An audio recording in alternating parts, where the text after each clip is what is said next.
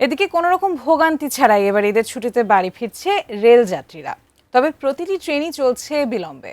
Brahmanbaria rail station থেকে এ বিষয়ে বিস্তারিত জানাতে সরাসরি যুক্ত হচ্ছেন পূর্বাঞ্চলীয় ব্যুরো প্রধান পীযূষ কান্তি আচার্য।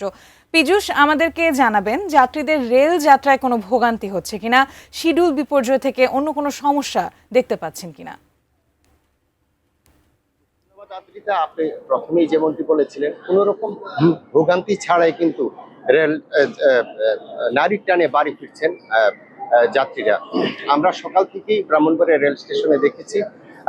এখানে সবচেয়ে বড় সমস্যা হচ্ছে যে শিডিউল কিন্তু ঠিক রাখতে পারছে না।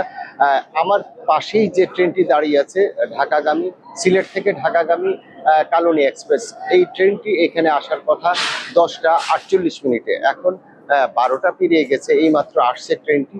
এখানে যাত্রীদের কিন্তু দীর্ঘক্ষণ দাঁড়িয়ে থাকতে আমরা দেখেছি।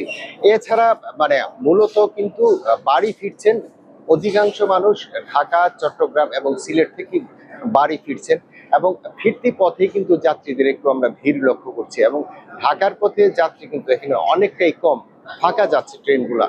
কিন্তু আবার যখন ঈদ শেষে যখন আবার ঢাকার পথে যাবে, তখন কিন্তু আবার অনেক বেশি ভিড় হবে বলে আমরা ধারণা করছি।